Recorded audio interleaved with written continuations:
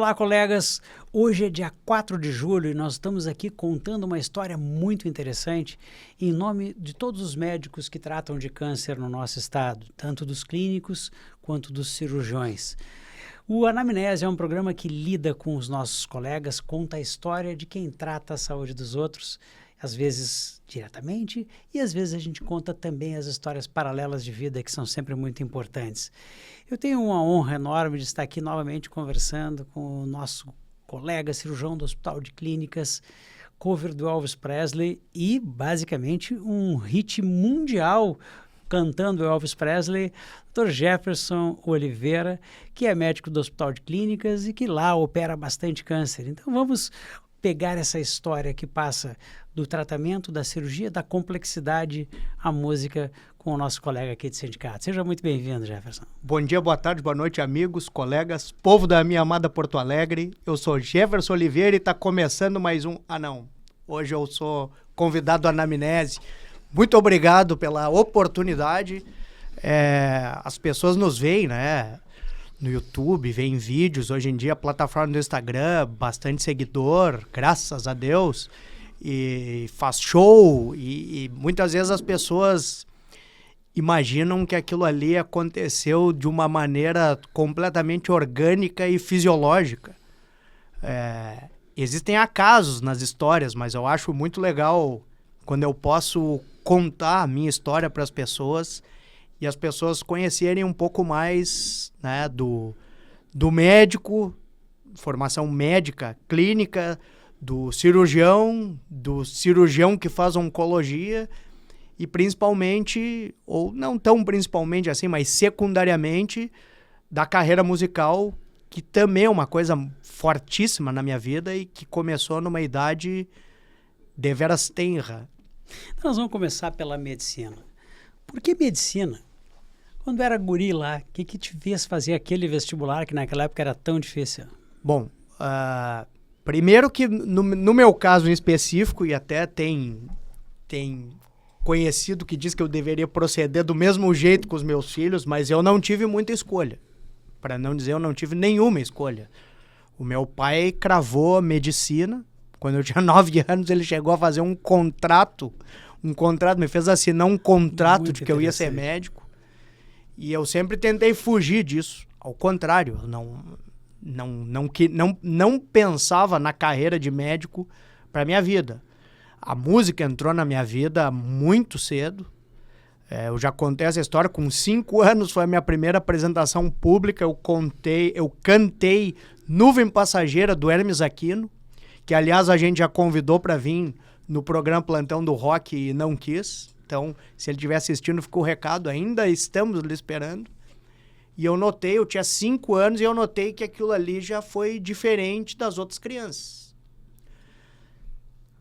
Aquilo ali seguiu, com 12 anos eu acabei com a catequese cantando na igreja e depois coral. Então eu imaginava uma carreira para mim ou ligada às ciências exatas, que eu sempre gostei, eu sempre fui bom em matemática e física no colégio, ou que fosse ligada a uma coisa dentro da área de comunicação, porque eu também sempre tive uma facilidade para me comunicar. E tinha essa questão do meu pai fazendo uma exigência de que eu fosse médico. Bom, quando se chega ali no terceiro ano do finado segundo grau, hoje ensino médio, começa aquela história, vai fazer o quê do vestibular? Naquela época a gente não tinha outra maneira de entrada na universidade, não tinha ENEM, não tinha NAD, não tinha nenhum desses outros cursos. O que vai fazer, Quando eu dizia que eu estava pensando ou em engenharia, ou que eu estava pensando em entrar para Belas Artes, sempre vinha aquele negócio, não, mas tu tem potencial para bem mais, tu tem que fazer medicina ou odonto. Se cria isso. Eu não sei se ainda se cria isso, mas na minha época tinha isso muito fortemente. Então os melhores alunos tinham que ir para medicina ou odonto, para cursos que eram difíceis de entrar na época, muito concorridos e que tinham uma pontuação muito alta. Bom, então dentro daquilo começa mas olha só, como músico, como é que vai ser, como engenheiro, tu tem potencial para mais, e eu pensei, bom, será que de repente eu não tô dando uma de filho rebelde, tô negando a medicina exatamente por um conflito com meu pai. E aí começa a observar as carreiras, faz teste de aptidão, né, para ver. E o teste de aptidão saiu ou ciências exatas ou medicina. E aí eu digo, então vamos fazer o seguinte, vamos tentar entrar na medicina, vamos ver o que vai acontecer. Se entrar, vamos começar a cursar e vamos ver o que vem acontecendo na carona disso. E o fato é que daí eu passei em medicina. E aí, quem é da faculdade de medicina sabe, tu entra num furacão, porque os primeiros anos são muitos créditos. É anatomia, é fisiologia, é isso, é aquilo, é bioquímica, é biofísica. E não te dá muito tempo no básico para tu pensar sobre a carreira, sobre outras possibilidades. E o pessoal sempre vai dizendo, a faculdade é pesada, mas os mais velhos vão dizer, não, calma que vai melhorar. No segundo ano melhora. Aí tu entra no segundo ano, não. No terceiro ano, aí tu vai ter atividade prática mesmo no hospital, e aí tu vai ver que melhora. E aí tu entra na atividade prática no hospital e continua o turbilhão. Não, no internato melhora. E aí tu entra no internato. Não, na residência melhora. E eu tô esperando essa qualidade de vida até hoje. Mas o fato é que, óbvio, assim, a medicina tem muitas áreas de encantamento. Ela é muito absortiva porque ela tem muitas áreas de encantamento também. Sabe que eu tenho essa visão que tu tens porque, diferentemente de ti, eu não fiz medicina direto. Eu, primeiramente, fiz prova para engenharia e a engenharia química era o segundo vestibular mais difícil na época, então para mim também tinha uma questão de vitória pessoal. Eu entrei na URGS, na engenharia química na época, só que eu odiei a faculdade. Eu tinha 3 semanas de aula, eu já sabia que eu estava no lugar errado, mas demorei 3 anos para sair, porque foi uma decisão difícil. Meu pai era engenheiro, ele não me forçou nada, mas quando eu disse para sair, ele disse assim, não, vai ser uma derrota na tua vida. E aí eu acabei ficando 1 ano e meio a mais após o ocorrido e não me arrependo de nada, porque eu entrei mais maduro na medicina e entendo perfeitamente o que tu dizes daquele volume intenso. Só que, diferentemente disso, na medicina eu gostei de tudo. E para quem gosta de tudo, vem aquela pergunta, por que tu escolheu cirurgia? Tem áreas mais fáceis, mais tranquilas. Se tu está sofrendo com o tamanho, cirurgia é algo de... A questão cirúrgica foi o seguinte, na carona de cantar, eu também desde muito cedo, e eu nem saberia precisar quanto, mas foi 4, 5 anos, e tem momentos que a gente se lembra bem, assim, eu tinha 4 ou 5 anos, e tinha o gibi da Mônica, e da turma da Mônica, eu gostava muito do Chico Bento. E aí, de próprio punho, eu peguei uma folha, eu me lembro que eu estava na praia, na nossa casa da praia, e resolvi transpor a figurinha do Chico Bento, a mão livre, por um papel. Por mim, porque eu quis. E eu notei que aquilo ali deu um impacto, assim, entre os adultos. Tenho essa peculiaridade, eu sou filho único, neto único, sobrinho único. Então, fui única criança de uma família inteira. E eu notei que aquilo ali deu um impacto, assim. E a partir dali eu percebi que eu tinha uma facilidade de desenhar. Então, quando eu entrei na medicina, a minha mãe, que é médica, a doutora Carmen, sua colega ginecologista, me dizia, esse teu talento, tu tem que ser cirurgião plástico, E tinha aquela história da estatueta do cirurgião plástico não tendo um bisturi, tendo um pincel. Então, eu entrei na faculdade já pensando em ir para a área cirúrgica. E eu sempre gostei de explorar coisas, de me aprofundar naquilo que eu desconhecia. Então, por exemplo, meu pai conta essa história assim, que com 2 anos eu tentei abrir a nossa televisão de casa, estourei uma válvula da televisão, mas eu sempre tive essa curiosidade de abrir para ver o que tem dentro dos meus brinquedos. Eu abri todos, 100%. No início, destruí todos, mas ali com 10, 11 anos eu comecei a consertar. Vejo como a psicologia da coisa é interessante.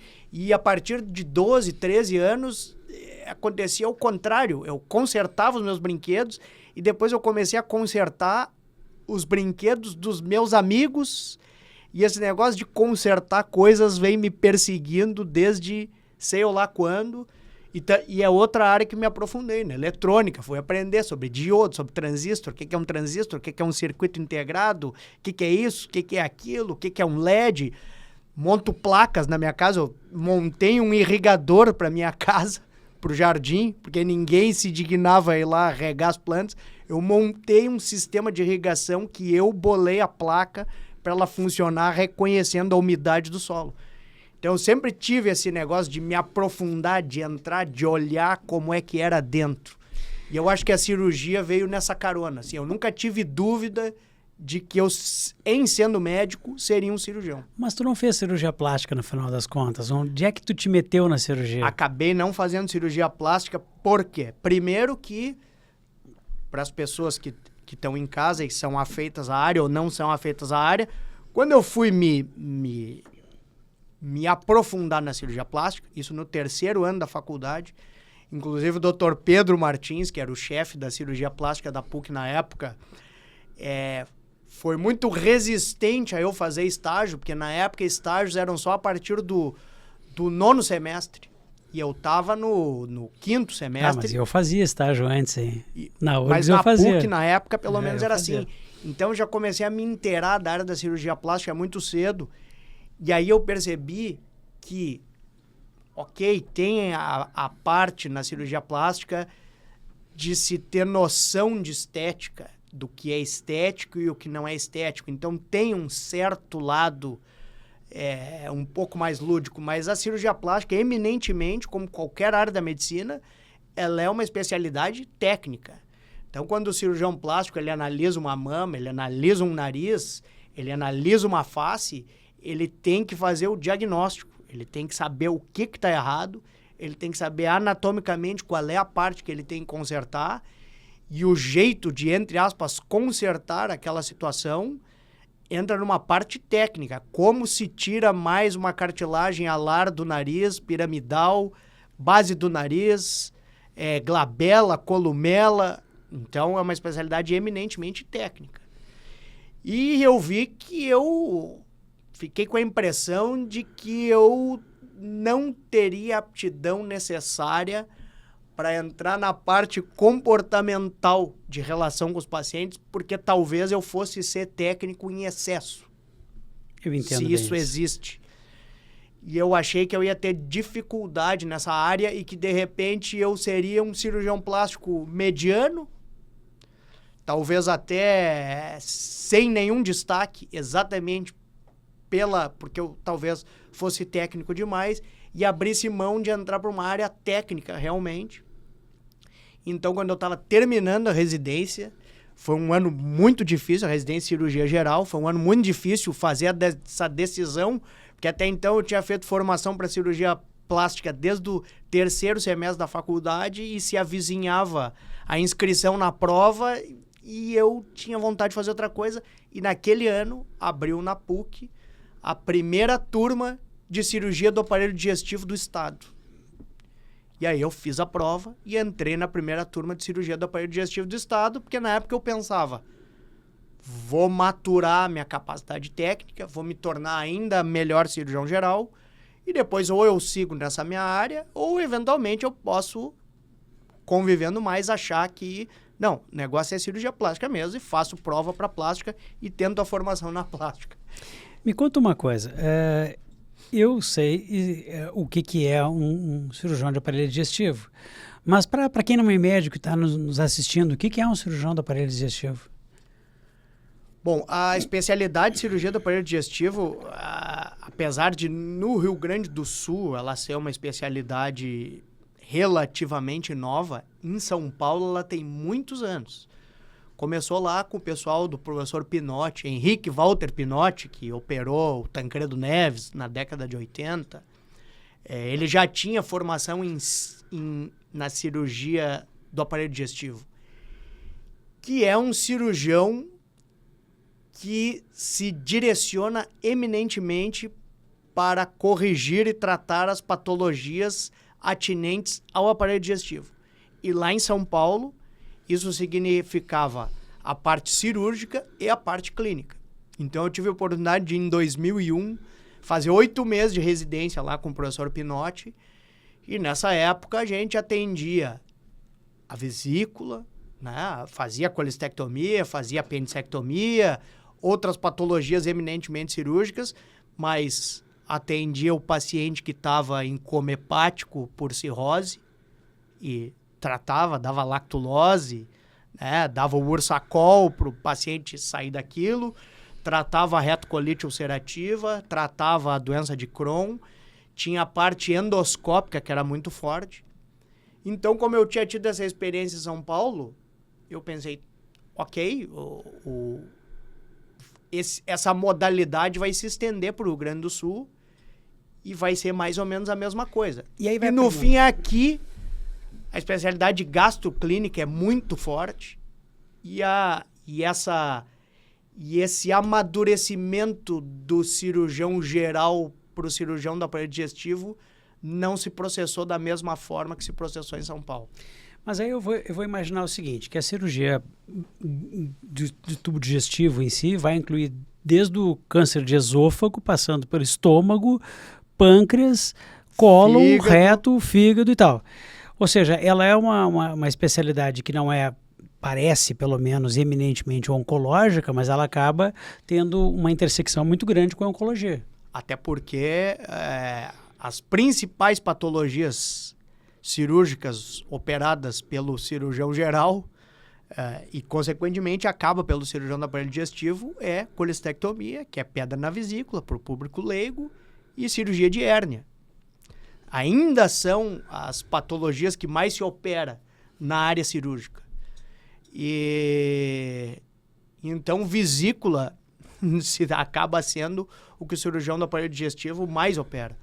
E, obviamente, que dentro da cirurgia do aparelho digestivo, de maneira geral, os colegas vão se direcionando. Então, tem aqueles que se especializam em transplante, tem aqueles que se especializam em vias biliares, em pâncreas, em cólon.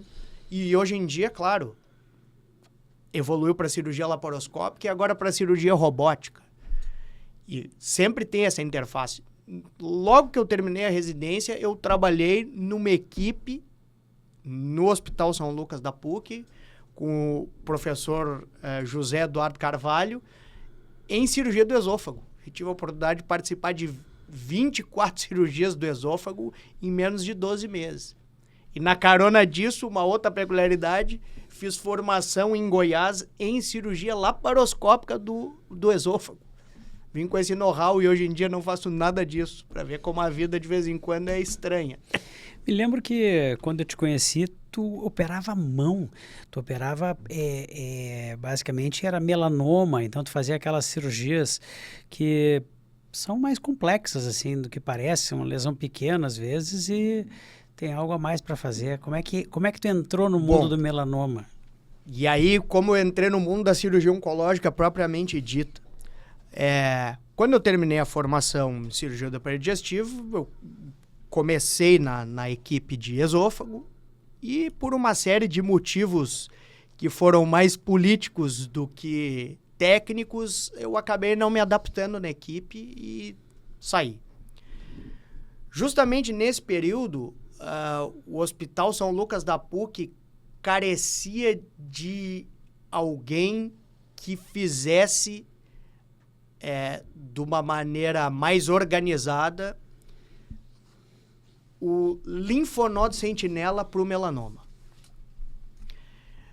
Então, como os outros professores, né, já estavam numa outra fase de vida dentro da cirurgia geral e aparelho digestivo, acabou que me foi oferecida a possibilidade de aprender a fazer a biópsia do linfonodo sentinela no melanoma. Para isso eu tive que aprender um pouco, pelo menos naquela época, sobre melanoma. Como eu comecei a fazer a biópsia, veio na carona disso, tá, mas então faz o tratamento de pele, porque afinal de contas, se tu já vai tirar o gânglio, já dá a margem necessária para o melanoma. Então, em novembro de 2006, dia 23 de novembro de 2006, criou-se o ambulatório de melanoma do Hospital da PUC, que era em conjunto com a dermatologia. Na carona disso, bom, já que tu já tá fazendo a retirada da lesão primária do melanoma, já que tu já tá tratando o linfonodo, e na carona do linfonodo, quando ele vinha positivo, naquela época se fazia esvaziamento obrigatoriamente. Então eu tive que aprender a fazer os esvaziamentos setoriais, basicamente cervical, axilar e inguinal. Mas já que tu já tá fazendo isso e tu já tá atendendo junto com a dermato, então tu já começa a atender as outras patologias cutâneas. Então na carona disso veio o carcinoma epidermoide e o carcinoma basocelular. Que no início até tinha gente que me dizia jocosamente, tu vai fazer tucute? E na primeira semana eu já vi que não ia ser assim, que ia ter retalho complexo, que ia ter enxerto, que ia ter uma série de coisas muito fora do escopo. Só para o pessoal entender, o que é tucute?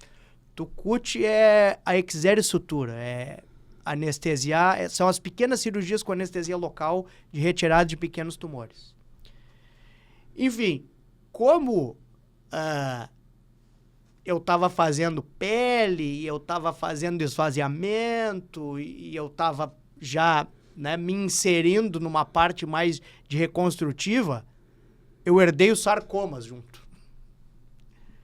Bom, então tudo no mesmo ambulatório. Aí chegou um ponto em que a direção do hospital, o seu Leomar, que era o diretor-geral da época, nos chamou lá e disse, olha, nós estamos com um problema, que é o seguinte, para cada consulta, o SUS paga 2 reconsultas. E na dermato-onco aqui, nessa miscelânea, a gente está tendo 12 reconsultas para cada consulta, porque o paciente consultava na dermato, ele consultava no mesmo ambulatório, só que na cirurgia geral, ele consultava na onco, ele consultava na rádio, na onco ele fazia mais de uma. E eu digo, bom, só existe uma maneira de a gente conseguir ficar dentro do orçamento e o paciente ter o atendimento que ele precisa. Em vez do paciente ir nos ambulatórios, o ambulatório tem que vir ao paciente. Então, em seguida, isso em 2008, a gente criou o ambulatório de dermato-onco da PUC, que então funcionava ao contrário. E que eu saiba, foi o primeiro ambulatório multidisciplinar que teve naqueles moldes no Brasil, onde acontecia o contrário. O paciente vinha e todos os casos eram discutidos de maneira multidisciplinar. Tava o radiologista, tava o pessoal da medicina nuclear, tava o radioterapeuta, tava o oncologista, tava a dermato, tava a cirurgia, tava todo mundo. E esse programa durou naqueles moldes até eu sair do programa. Também mais por motivos políticos do que por motivos técnicos. Num dia 23 de agosto de 2017, eu, infelizmente, dei tchau pro programa de dermato-onco da PUC, que foi um programa vitorioso. A gente operava 80 melanomas por ano em média. A gente esvaziou as filas de espera, principalmente da Secretaria de Saúde do Estado. A gente entrou numa excelência. Nós fomos o centro que individualmente mais operou tumores de pele nos últimos 10 anos, naquela época. Eu, pessoalmente, operei naquela época 3.500 tumores entre epidermoide e basocelular, claro, incluindo os de menor agressividade com os de maior agressividade. Eu, pessoalmente, operei 800 melanomas nesse período. Então, é uma pena que o programa terminou. Eu te conheci, tu não trabalhava na PUC, eu te conheci, tu trabalhava no Clínicas. O que fez essa troca? Bem, estava difícil de conseguir, trabalhando eminentemente pelo SUS e com questões políticas sendo enfrentadas dentro da PUC, estava ruim de conseguir me manter financeiramente dentro da iniciativa privada. E em 2012 surgiu a oportunidade, fim de 2011, na verdade, surgiu a oportunidade de fazer um concurso para o Hospital de Clínicas. Eu digo, bom, tá, isso aqui vai ser o meu fixo. Fiz o concurso, confesso que não muito esperançoso de entrar, porque a gente sabe que é difícil. Tem muita gente do Hospital de Clínicas com alta capacidade. Mas, por N motivos, a maneira como o edital foi concebido me pontuava de uma maneira muito alta e fiz uma boa nota na prova escrita e com isso entrei no Hospital de Clínicas. Então, durante praticamente 5 anos, eu fiquei com os 2 hospitais. Fiquei fazendo a dermato-onco na PUC e fiquei fazendo as minhas atividades no Hospital de Clínicas. Só que o Hospital de Clínicas tem uma característica ainda mais, um pouco mais meritocrata do que a gente vê por aí. E o Hospital de Clínicas foi me absorvendo, mais até na parte administrativa do que na parte cirúrgica. Então, eu fui fazendo consultorias aqui, consultorias ali, precisava um escrutínio nos ambulatórios, porque tudo caía para cirurgia geral. Então, precisava de alguém que fizesse o escrutínio. Isso aqui vai mais para essa equipe que faz parede abdominal. Essa equipe faz mais cirurgia oncológica. E nesse meio tempo, surgiu a necessidade de ter mais um cirurgião que fizesse a parte, tivesse noções, pelo menos, de cirurgia oncológica, que é a equipe do professor Alceu Migliavaca, que todo mundo que é da URGS conhece, e que hoje já praticamente 5 anos está com o professor José Ricardo Guimarães. Então, eles me convidaram para fazer parte da equipe. E a partir daí eu voltei para cirurgia oncológica de vez, assim. Então, continuei fazendo os melanomas, não com a mesma intensidade que fazia na PUC, porque até então era um programa na PUC para isso, para melanoma. Então, no Clínicas a coisa mais distribuída. Mas comecei a retomar os cânceres de tireoide, que é o que a equipe mais faz. E fora outros tipos de câncer, retroperitônio, sarcomas, liposarcomas, rabdomilsarcomas, a nossa equipe faz muito. A adrenalectomia, a equipe faz muito. Então, aí eu caí na vida de cirurgião oncológico mesmo, para valer. E hoje, praticamente, tirando as situações de plantão, em que a gente acaba operando abdômen agudo inflamatório, a minha vida é operar câncer, seja ele de pele ou não. E aí vai a questão do sentimento, né? Como é que tu, como ser humano, encara o sofrimento da vida, do tratamento e do pós-operatório do câncer? Essa é uma resposta complexa. Eu sou conhecido no Hospital de Clínicas por cobrar muito do residente, a postura empática dele. Porque a gente, quando entra numa área técnica, e eu acredito que isso não seja só na medicina, né? O chapeador do carro, quando ele tem que desamassar, ele não fica pensando se o carro é do ano, se o carro não é do ano, se ele é velho ou não é velho. Ele faz o que ele tem que fazer. Ele pega o martelo e desamassa, e toca a massa, né? Enfim, o engenheiro, quando ele faz o projeto, ele vai na parte técnica. Ele também pensa na parte, vai passar uma estrada aqui, o que vai acontecer com a natureza, com a população, mas ele faz um serviço técnico. E eu acredito que em todas as áreas seja assim. Então, quando ele vai se tornando mais técnico, a gente vai um pouco se esquecendo de quem está ali na nossa frente. E eu sou um sujeito que eu sempre tento lembrar, e às vezes sou até criticado por isso, quem é que está ali. Um paciente que eminentemente não é um caso, é um paciente que precisa de uma ajuda e que nos procurou para isso. Então, o técnico da hora, ele sofre menos, ele é técnico. O ser humano, quando termina o procedimento e vai para a salinha do café, esse, por vezes, sofre muito e já me peguei chorando por casos. Acho que é natural. Porque eu imagino o seguinte, a área que eu opero, por exemplo, eu faço 95% das minhas cirurgias são videolaparoscopias para ligadura de trompas. Eu não tenho complicação, eu só atendo pacientes jovens, saudáveis, e não interno uma paciente em pós-procedimento meu no hospital há uma década. É diferente um pouco, né? Então, o nosso sentimento é de tranquilidade sempre. Termina o bloco, eu estou tranquilo que não vai acontecer nada. Como é que é o sentimento de alguém que faz cirurgia de grande porte? Termina o bloco, eu brinco isso, a gente pega o terço e começa a rezar, porque por mais que tecnicamente a cirurgia saia próximo do perfeito, perfeito nunca é, mas digamos que saia perfeito. Existe um organismo que tem que cicatrizar e que no paciente oncológico, fundamentalmente, ele já vem de uma depressão proteica, de uma depressão calórica, né? De um status depressivo. Quando o paciente descobre que tem um câncer, que ele é agressivo, isso a gente sabe que traz repercussão no sistema imune.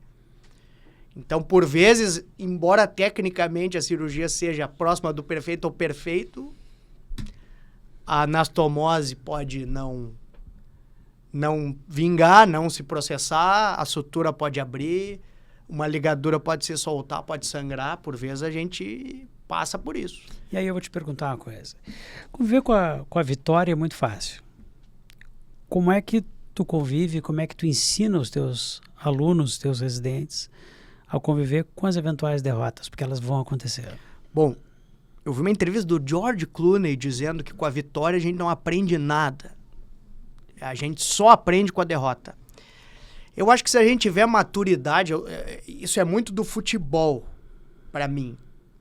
A gente tem que entender por que ganhou e a gente tem que entender por que perdeu. Quem não entende por que ganha, ele perde o chão quando ele não ganha. E quem não entende por que não ganhou, porque foi derrotado pela doença, ele nunca vai vencer a doença, na minha modesta opinião. Então, quando a gente tem vitórias, aquilo ali me serve de incentivo para continuar fazendo aquilo que eu acho que saiu bem. Quando a gente tem derrotas, e infelizmente na cirurgia oncológica, ao fim e ao cabo, a gente tem muito mais derrotas do que vitória, porque mesmo que a cirurgia saia bem, invariavelmente, muito desses tumores têm recidiva e acabam levando o paciente. Mas quando a gente tem uma derrota, eu confesso que ainda sofro muito. Minha primeira atitude sempre é ver em que parte que eu poderia ter me comportado diferente. Eu sempre faço a minha autoanálise. E não existe maior crítico de mim mesmo do que eu. Eu tento passar isso para os residentes, para quem está em formação, porque é muito fácil o paciente falece na UTI e a gente colocar a culpa no Staphylococcus aureus, no germe multiresistente, no rim, no isso, no aquilo, mas a gente não começou aquele processo, mas a gente teve uma intervenção sobre aquele processo. Então, eu acho muito importante a gente sempre fazer esse balanço. Eu não chamo nem de meia-culpa, mas esse balanço. Em que ponto que a minha intervenção alterou esse desfecho ou não alterou esse desfecho. E, evidentemente, o que é mais difícil e precisa muitos anos de terapia, a gente reconhecer que a gente tem limitações. E é muito difícil a gente reconhecer essas limitações, não a gente se dar conta das limitações, mas a gente absorver esse sentimento ruim que vem quando a gente percebe na realidade as nossas limitações em conseguir vencer a morte, que infelizmente é invencível. Deixa eu te perguntar uma coisa. Eu aprendi muito com os meus professores, eu aprendi muito com os meus colegas, eu aprendo muito com os alunos, com os residentes, mas eu também aprendi bastante sendo paciente, porque eu já fui paciente. Tu já vivenciou a experiência de trocar de lado e olhar para um colega e ver como é que tu tem o sentimento ali? Muitas vezes. Inclusive, como tem a parte do cantor, né?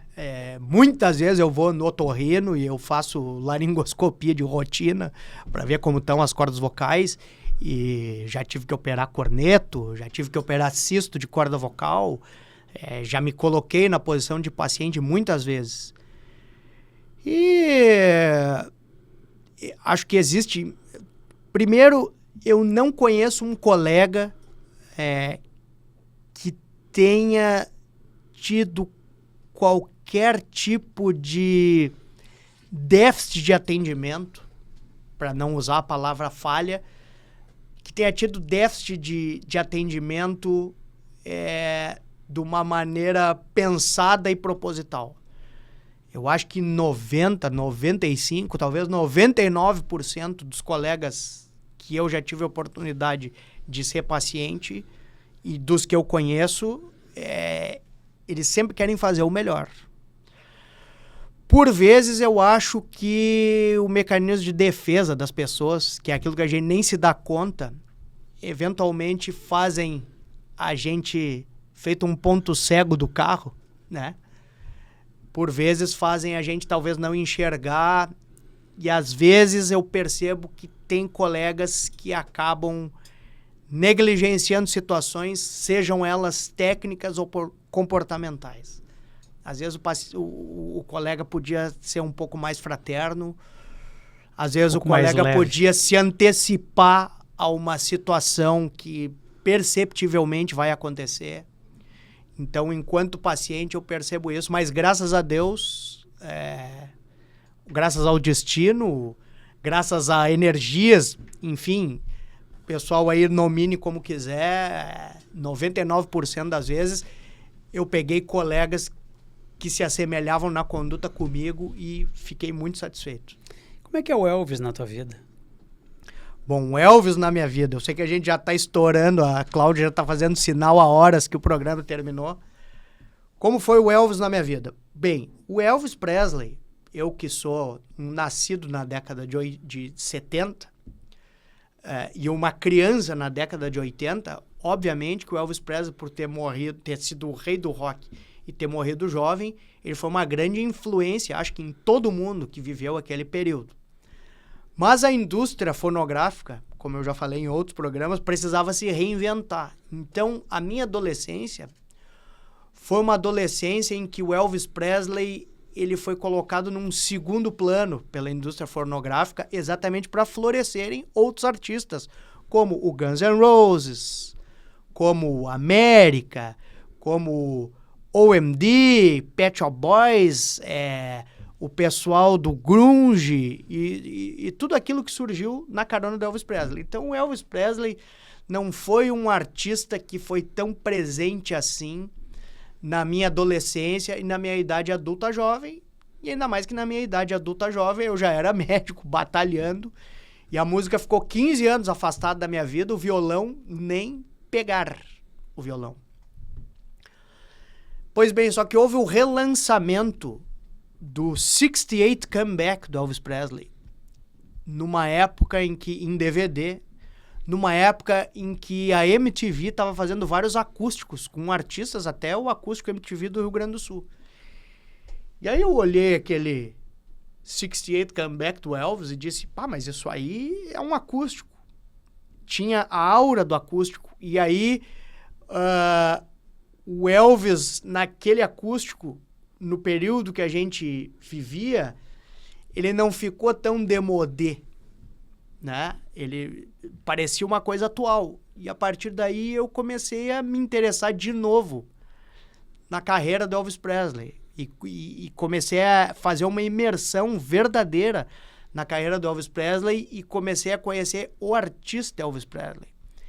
Em 2017, como eu já falei, eu estava num congresso em Boston, estava em compras, aí uns colegas meus que estavam me acompanhando no congresso, que eu estava junto, me chamaram num pub.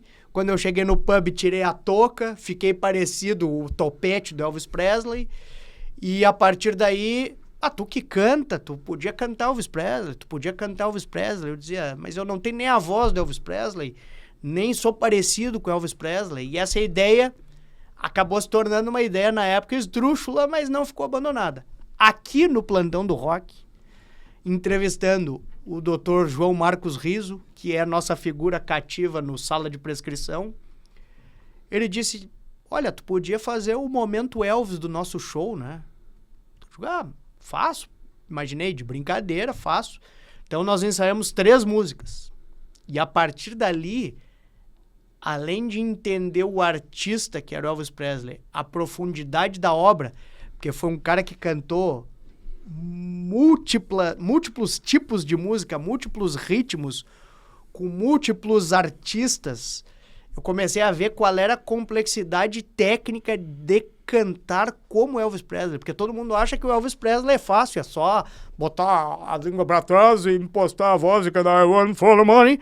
E não, era um cara que eu não sei se ele estudou, ele negava isso, mas ele tinha uma capacidade de ressonância vocal, de botar a voz na máscara, de botar a voz para ressonar atrás, ressonar em cima, anasalar quando precisava anasalar, que foi impressionante. E a partir daí o Elvis realmente virou um desafio na minha vida. E dado o sucesso dos shows com a First Aid Medical Band, eu percebi que, bom, o Elvis ocupou um espaço grande e definitivo na minha vida. Resolvi especular, cantar no festival de Nashville que teve o ano passado. Para minha surpresa, fui aceito para cantar lá. Para minha surpresa, tive um bom desempenho. E a partir daí, o Elvis Presley tomou conta.